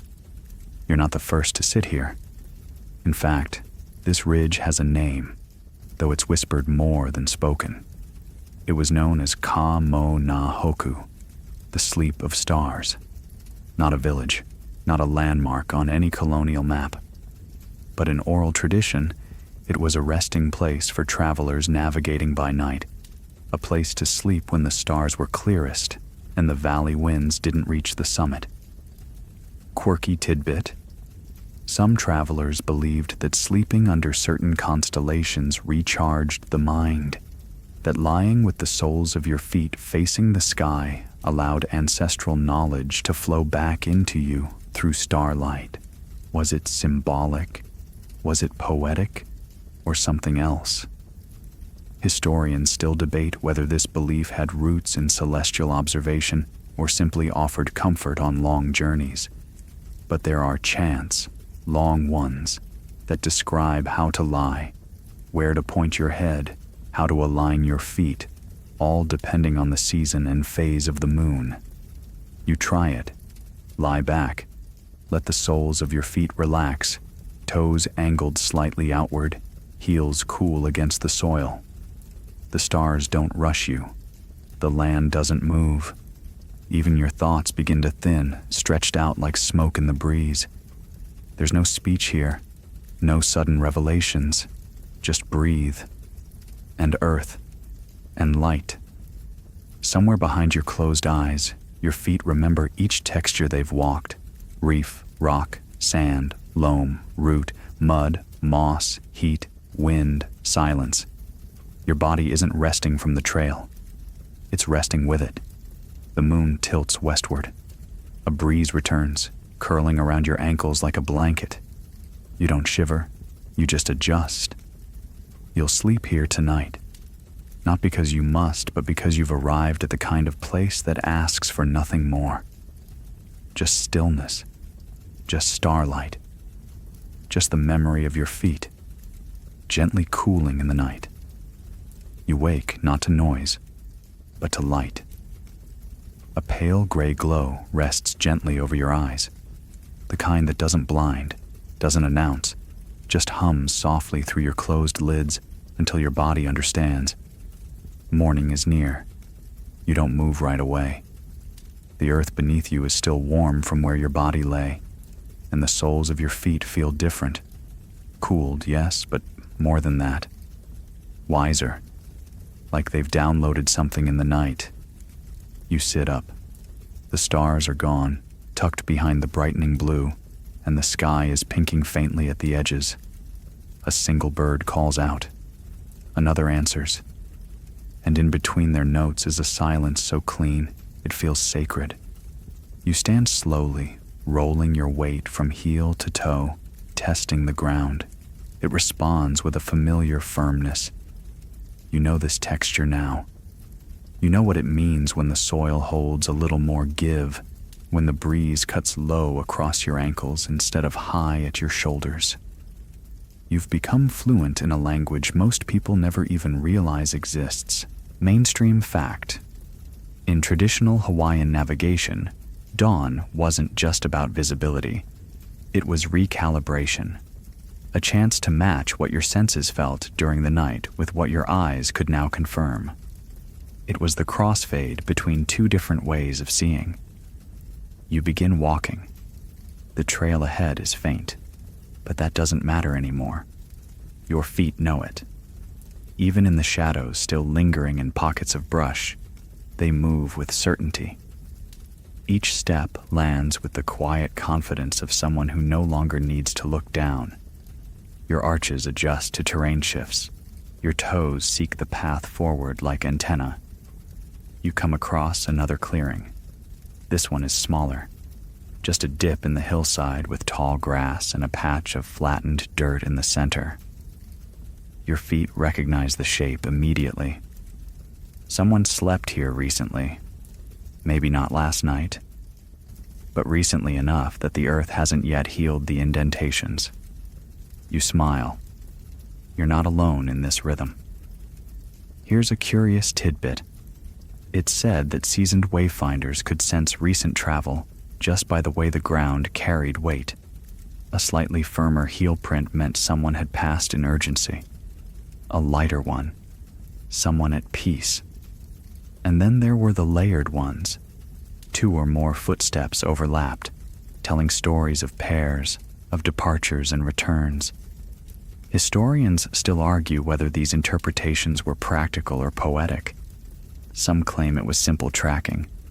Others suggest a deeper reading, a way of understanding not just where someone had gone, but why. You step through the clearing, and the trail begins to widen. Grasses part more willingly. The slope flattens, and then you see them. Cairns. Not tall, not dramatic. Just a few river stones stacked at waist height, balanced so perfectly they look like they've grown that way. These are not markers for direction. They're acknowledgments. Quiet thank yous from those who passed before you. You add a stone to one of them. It's a flat one, warm from the morning sun, and it fits neatly without wobble. The stack accepts your offering, not a monument, just memory made physical. As you continue, the terrain shifts once more, back to dry, fine sand like the kind near the sea. But there's no ocean in sight. Not yet. This is inland sand, blown in over decades, shaped by wind tunnels between ridges. It squeaks faintly underfoot. You listen, step by step. Squeak. Squeak. Silence. Squeak. Silence. Squeak. It's like a song, when your feet are writing with each press and release. And suddenly you understand why chants so often describe movement not as action, but as melody. Walking wasn't just locomotion, it was percussion. The trail was a drum. The earth was an instrument. You begin matching your breath to your steps, 4 in, 4 out. It's unintentional at first, then deliberate. You're creating rhythm, not for speed, for presence. The trees begin to change again, shorter now, bent by wind, their bark pale and flaking. The trail arcs left, then right. You follow, not because it's clear, but because your feet vote that way. And then, salt, faint at first, just behind the smell of warmed grass and eucalyptus, but it's there, briny, real. Your chest lifts slightly, like the ocean has reached up through the earth to tug your ribs forward. You know what's ahead. even before you hear it. But you don't rush, because the journey has become something else now, not about arrival, but about remembering that arrival is made possible by everything you learned in each step before it. You move forward, not faster, just deeper. The trail begins to lean toward the coast now, not sharply, not as a final descent, but as a gradual drifting, as if the island itself is easing you back toward the sea with no need for ceremony.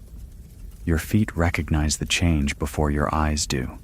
The ground underfoot starts to crunch again, lightly, as grains of coral sand return to the surface. The scent of salt grows stronger. You don't smell the ocean yet. You feel it. Each footfall is more buoyant now. The soil grows looser, and your heels lift a little higher as the trail unwinds. It's like walking through the memory of a wave. And then, there it is, a low rustling, rhythmic and distant. Not wind through trees, not birds. It's the ocean, still out of sight, but unmistakable. You pause. Let your soles press deeper into the path. The ground is warmer now, and that warmth climbs gently up your arches. It's the sun, waking the trail. Mainstream fact: Hawaiian navigators often used sound cues long before they saw land or water. The pitch and rhythm of the ocean could tell them where they were, even if clouds covered the stars or islands remained hidden by distance. Listening wasn't just a habit, it was navigation. You step forward again, the trail now wide enough to walk side by side with someone, though no one walks beside you. The openness feels earned. Then the trees part, and beyond a low hill, you see it. The sea. It doesn't crash or roar. It murmurs, long, low exhalations of surf rolling in, pausing, then rolling back. The shoreline curves softly to the left, where black lava rock meets pale beach. You make your way down, the sand loosening beneath you until your feet are sliding more than stepping. It doesn't matter. You let it happen. At the water's edge, you stop. You've returned. But you're not the same. Here's a curious detail. Some chants describe this moment, the return from inland trail to sea, not as the end of a journey, but as the beginning of the next. A closing of the inland circuit so one could once again face the ocean, ready for voyage. It wasn't about walking in circles. It was about earning perspective. Historians still question how these returns were marked. Some say with small ceremonies, offering a stone to the sea, reciting a chant of gratitude. Others claim no ritual was needed. The walking itself was the ceremony.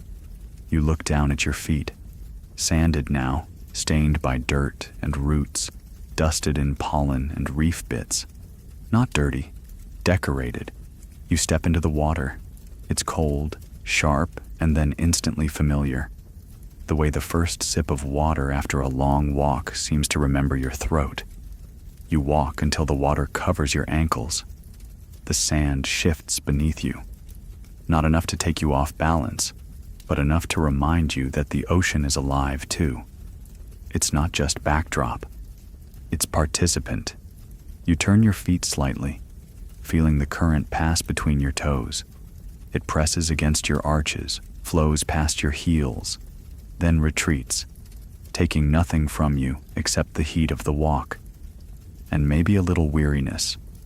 A wave curls in, breaks just shy of your knees, and the spray cools your calves.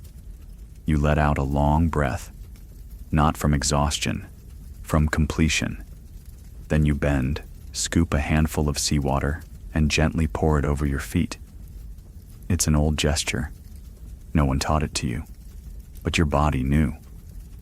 This is how you seal the walk, not with clapping or song, just salt on skin, motion in stillness. One final thought drifts through your mind, light as foam. The feet never forget, and neither does the land. You step back onto the shore, water dripping from your heels, and stand for a moment in the space between forest and reef, between silence and tide, between memory and movement. And then, barefoot, steady, listening, you begin walking again. The shoreline stretches ahead, curving in a wide, generous arc that feels less like a border and more like a welcome. You follow it, not because it leads anywhere urgent, but because your feet want to keep moving. They aren't restless. They're remembering. The sand here is light, dry, and hot in patches where the sun has lingered longer. You walk at the water's edge, where it firms beneath each step. Your toes sink just enough to hold your print, then release without clinging. It's the kind of walking that feels effortless, where the trail meets your body halfway. The waves murmur beside you, never loud, always present. You find yourself stepping in rhythm with them, left foot forward as the water pulls back, right foot forward as it rolls in. The ocean sets your pace now.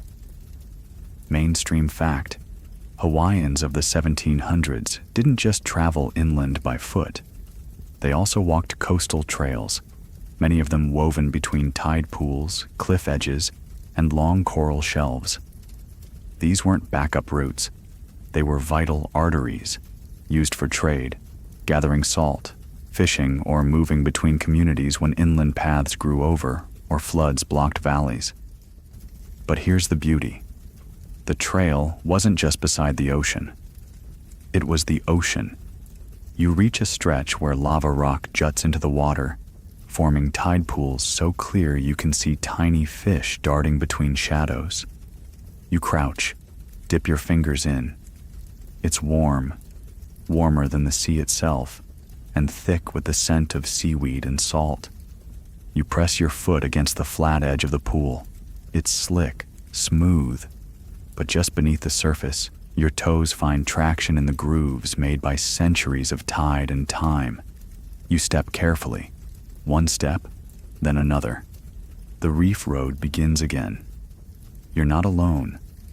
Crabs scurry ahead of you. A heron lifts lazily from a rock outcropping and glides away without hurry. The trail isn't marked by signposts or boundaries. It's marked by behavior. The way life moves here tells you which rocks to trust, which patches to avoid. The sound changes too. Where earlier the sea whispered in the background, here it speaks directly beneath your feet. You pause and listen, not with ears, but with bones. A vibration moves faintly through your soles, like a cat's purr translated into basalt. Quirky tidbit: some coastal navigators use the direction of wave splash on rocks to orient themselves. If the water sprayed northward at a certain hour, they knew the tide's height and the time of day. Paired with the sun's angle, it created a mental clock. All from watching where a wave chose to land. Historians still argue whether this system was widely understood or passed only among specific fishing families, but there's no doubt it worked. And your feet, stepping softly over the reef now, start to understand the pattern. The path narrows where the coral shelf pinches in toward the sea. You find yourself walking heel to toe now, placing each step carefully, like a dancer tightrope, walking the spine of the island. The reef has its own moods. Here, it softens. There, it jolts. Your feet adapt without hesitation. One stone is warmer than the others. You pause, kneel, place your full hand on it. This stone held the sun longer. It's a kind of calendar, if you know how to read it. Travelers could measure time by the cooling of rocks. If it was still hot at this hour, the day had peaked later. If it was already cold, a storm had passed. Today, the warmth says it's only mid-afternoon, though the shadows are long. You're exactly where you should be. You walk again, passing a cluster of limp seaweed clinging to rock, a deep red color, almost purple. It leaves a slick print when your foot brushes it. It's a reminder. This path isn't dry. It's living. The tide comes and goes, but the memory of its presence clings to every step. And then you find it, what the old chants called the salt tongue, a long, flat shelf where ocean spray gathers and dries in the sun, leaving behind a crust of white. Travelers once collected this salt, not in baskets, but by pressing their fingers or feet to it and then tapping it into bundles of Thai leaves. You crouch, touch the salt. It sticks to your finger. You taste it, sharp, clean, oddly cold against your tongue. Here's another strange fact. Some older footpaths were mapped not just by sight or smell or sound, but by taste. The saltier the air, the closer to the Iliwai, or freshwater-saltwater divide. If the salt tasted metallic, you were near volcanic seep. If it tasted clean and powdery, you were near open sea. Your mouth, like your feet, learned to navigate. You walk farther now, feet dry, crusted slightly in reef dust and sea salt. They ache in that slow, familiar way that tells you you're almost home. Not tired, just seasoned. The trail veers slightly landward again, where a line of tall naupaka bushes marks the divide. You push through them and emerge onto soft sand once more, this time darker, grainier, with flecks of lava stone and crushed shell. You sit on a driftwood log, toes buried in the sand. Look behind you. Your prints stretch far down the beach, a lazy line of evidence. Some already softened by tide, some still crisp. You don't need to memorize them. Your body remembers every shift, every rock, every wind, every silence. Here's a last thought, offered not by a chant or a historian, but by the ground itself. You can only know where you're going if you remember how it felt to get there. And your feet? They remember everything. You leave the driftwood behind, not hurriedly, not reluctantly, just in rhythm. The tide has begun to reach for your earlier footprints, pulling at them with foamy fingers until they fade into the sand. But you don't mind. Your feet don't need the trail behind you anymore. They've stored it. Every grain, every ripple. The beach begins to change again, its softness replaced by firmness, the sound underfoot shifting from a muted shaf to a more deliberate thump, thump, thump. You're walking on packed earth now, where the sea once reached but hasn't touched in weeks. The crust is thin and sun-baked, and you can feel your weight more clearly with each step. You look ahead. There, perched on a gentle rise in the land, is a simple rock platform, low, rectangular, unadorned. Not an altar, not a shrine, just a place, a marker. People passed here long before you. Maybe they paused, maybe they didn't, but they left behind a silence that feels intentional. You step toward it. As you approach, the wind picks up again, soft and angled, brushing your left side this time, bringing with it a scent so faint you nearly miss it. Burnt wood, not fire, not smoke, just memory. Somewhere far inland, someone has lit a cooking fire, and the island is telling you, in its own quiet way, that life continues. Mainstream fact: foot trails across Hawaii didn't just connect villages. They carried news. They passed scent, temperature, sound, even gossip on the breeze. You could smell a cooking fire a valley away, hear a conch from the next ridge, taste salt and know a storm was gathering, or watch a bird and know the catch was good. But more than that, you could feel the rhythm of other lives through your feet. You step onto the rock platform. The temperature shifts immediately. The stone holds the day's heat in its belly, and your soles read it like braille. One edge still warm.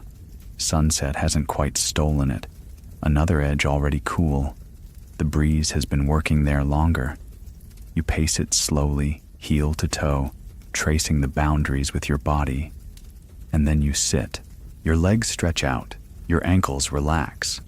The wind lifts your hair, moves across your skin, and your breath falls into sync with it, not deep, not shallow, just right. You watch the last light disappear over the curve of the sea. Here's a lesser-known tidbit. In some old traditions, sunset wasn't called a time of day.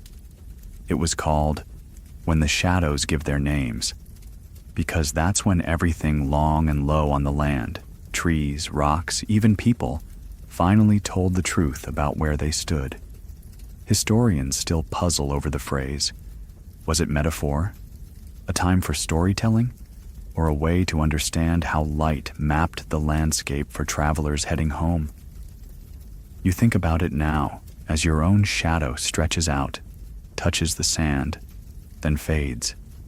You can't see your path anymore, but you've never felt more certain of it.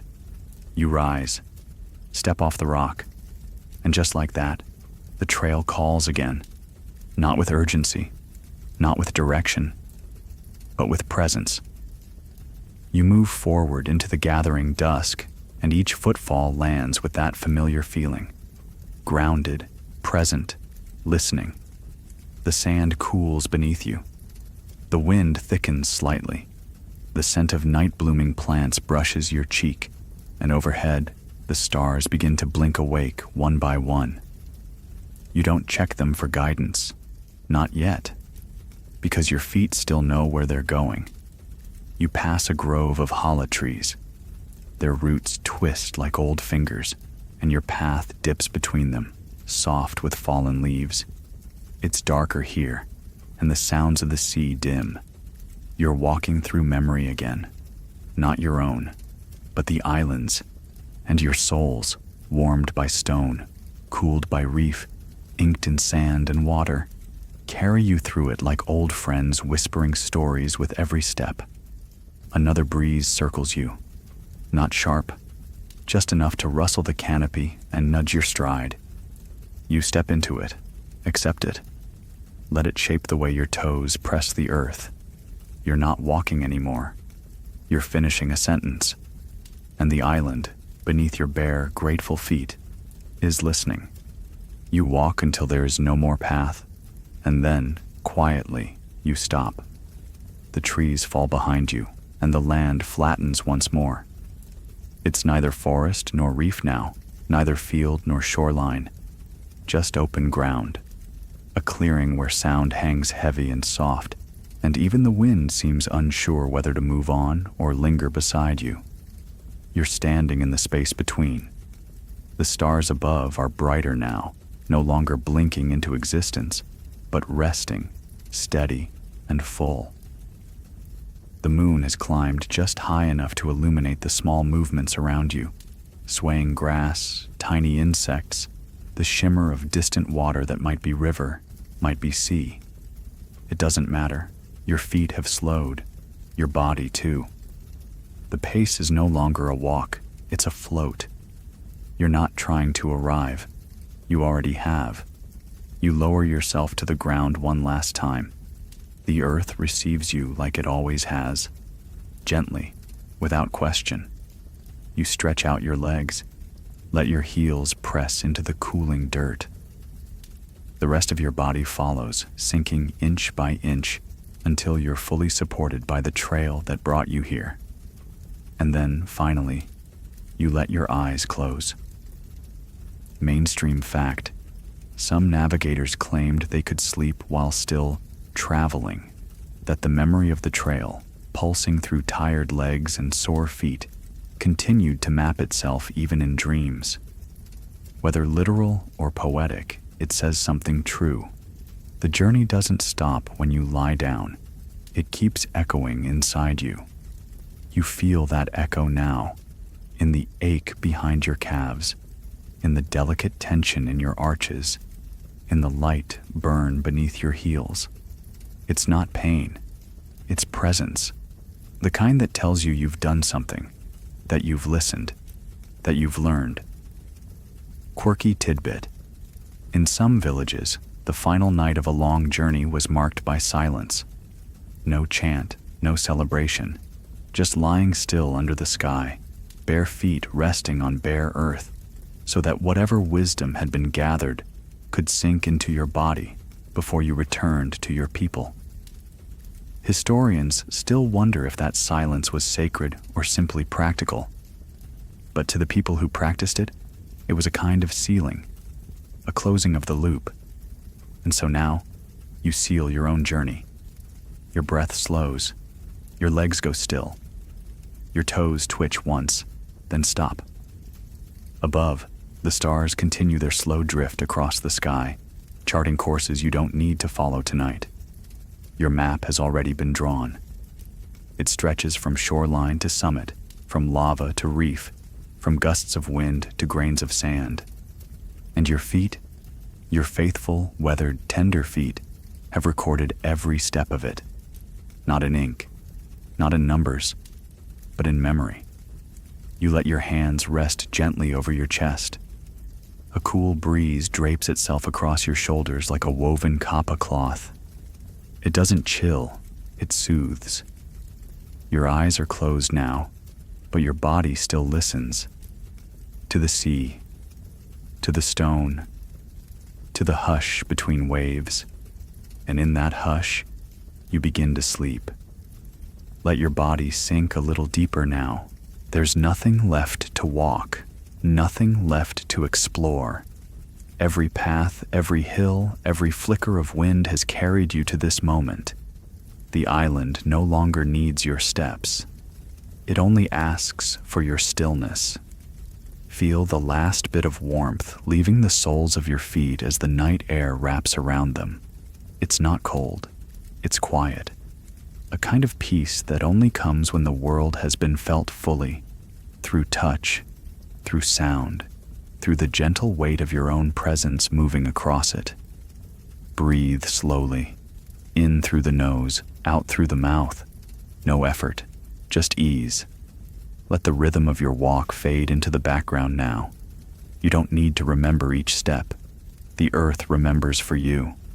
Your toes curl once, uncurl. Your legs are heavy now. The stars above are steady and silent. And somewhere, not far, not near, waves continue to roll in, roll out, as if breathing on your behalf. Tonight, there is no beginning, no ending. Only the quiet memory of motion and the deep, deep rest that follows. Sleep well, sleep long, sleep barefoot,